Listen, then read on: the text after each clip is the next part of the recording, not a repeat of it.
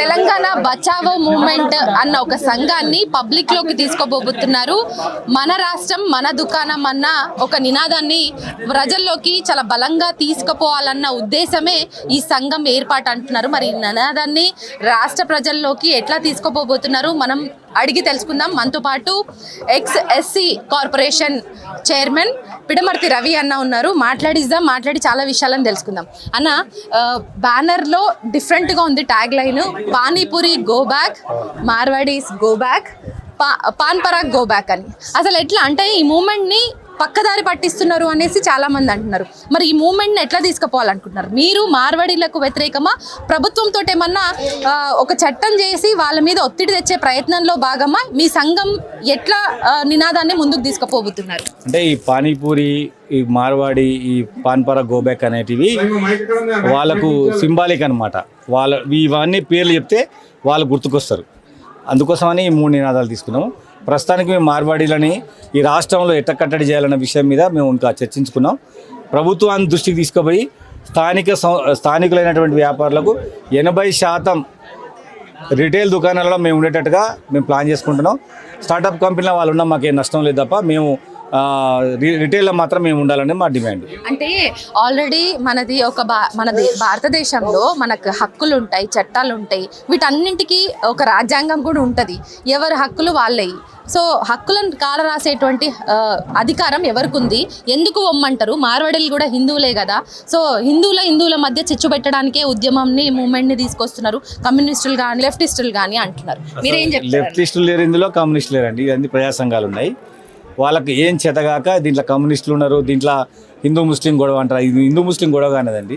స్థానిక వ్యాపారులు, non local వ్యాపారుల మధ్య జరుగుతున్నటువంటి పోరాటం. మేమంతా కూడా స్థానిక వ్యాపారులకు మద్దతు.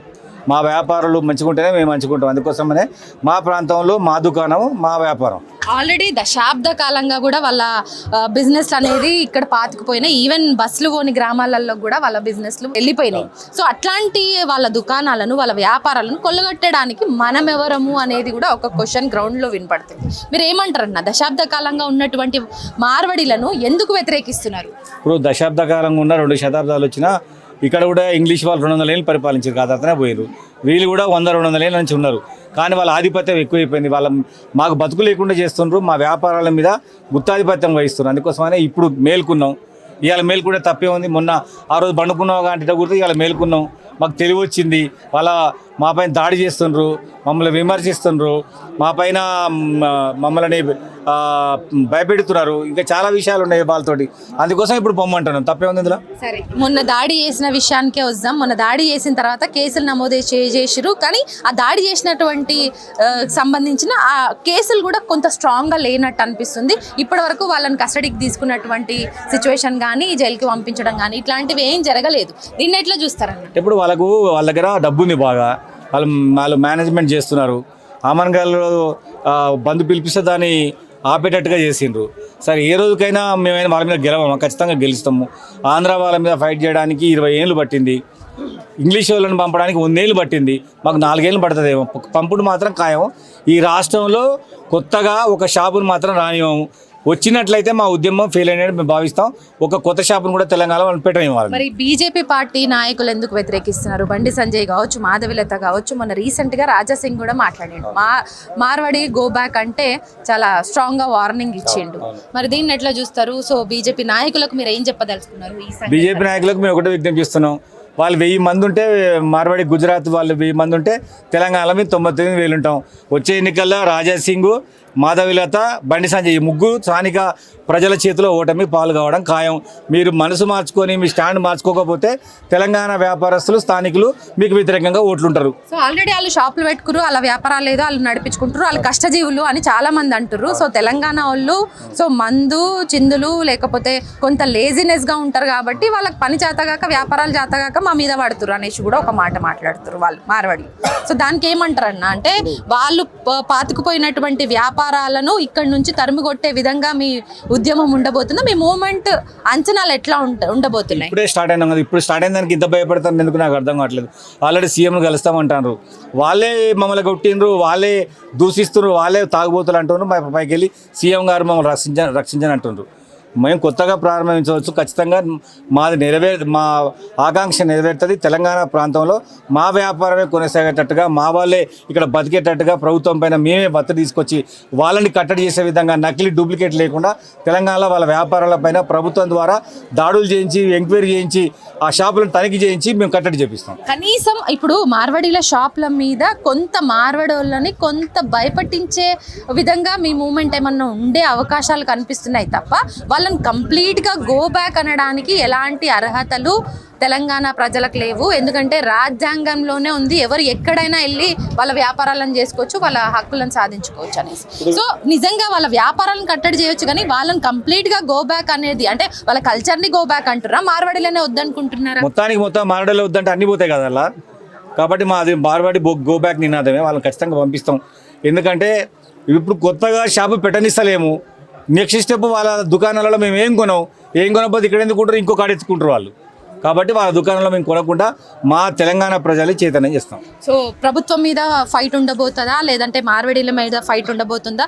ప్రభుత్వానికి ఏం వినతి పత్రాలు ఎట్లా విన్నవించుకోబోతున్నారు? మార్వాడీల తరపున మీ మూమెంట్ని ఎట్లా ముందుకు తీసుకుపోతుంది? మార్వాడి మీద ఫైట్ చేస్తాము, గవర్నమెంట్కి రిప్రజెంట్ చేస్తాము.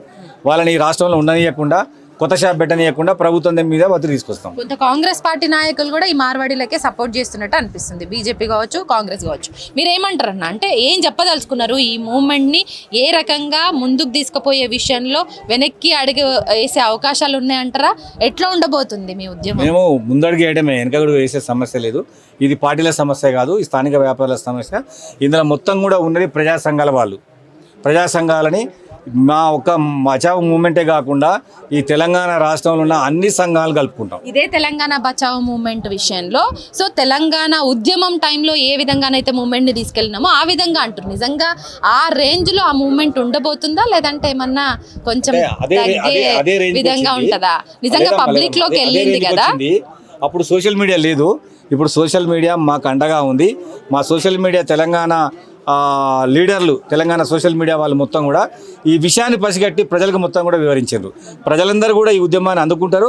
ఇది ప్రజా ఉద్యమంగా మారుస్తాం, ప్రజల చేతిలో ఉద్యమాన్ని పెడతాం, వాళ్ళే నిర్ణయితలు. మీరేమో మార్వాడి గో బ్యాక్ అంటారు, వాళ్ళేమో మార్వాడీలు కమ్ బ్యాక్, స్టే బ్యాక్ అనేది మాట్లాడుతున్నారు. సో వాళ్ళు ఏం తప్పు చేసిరని వాళ్ళని వ్యతిరేకిస్తున్నారు అనేసి కూడా మాట్లాడుతున్నారు. సికింద్రాబాద్లో కొట్టిన దానికి ఒక దళితుని, ఒక యాదవ్ని, ఒక ముదిరాజుని కొట్టిరు కదా, కనీసం క్షమాపణ అడిగినరా? వాళ్ళకి ఎంత అహంకారం ఉన్నది చెప్పండి. అది డబ్బు అహంకారమే. అక్కడ కొట్టాలి, అక్కడ కొడతాం.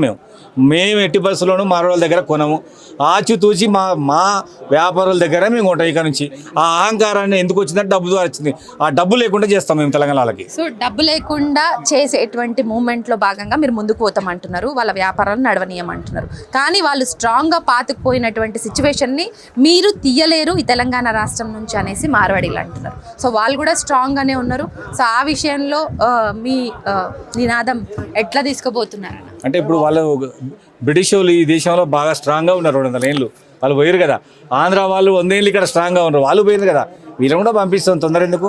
ఎందుకంటే మా కల్చర్ డిఫరెంట్, మా భాష డిఫరెంట్. వాళ్ళు వేరు, మేము వేరు. ఆర్థికంగా బాగా స్ట్రాంగ్ అయిపోయినరు.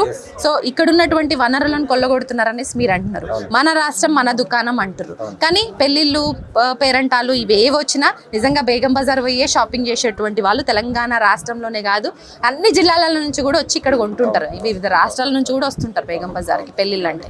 మరి వాటినన్నిటిని ఎట్లా కట్టడి చేసేటువంటి అవకాశాలు ఉన్నాయి? ఇప్పుడే కదా వచ్చినాం మేము, ఇప్పుడే చెప్తాం, చైతన్యం చేస్తాం మా సమాజాన్ని. వాళ్ళ దగ్గర కొనొద్దని చెప్తాం. ఆ తర్వాత నిశ్చయించుకొని వాళ్ళే డిసైడ్ చేసుకుంటారు. కొద్దిగా మొత్తం ఇప్పుడే కదా స్టార్ట్ అయింది. ఇక్కడ నుంచి తెలంగాణ సమాజం అవేర్నెస్ అయ్యి వాళ్ళ దగ్గర కొనొద్దు అనుకుంటే అప్పుడు ఉంటుంది సినిమా.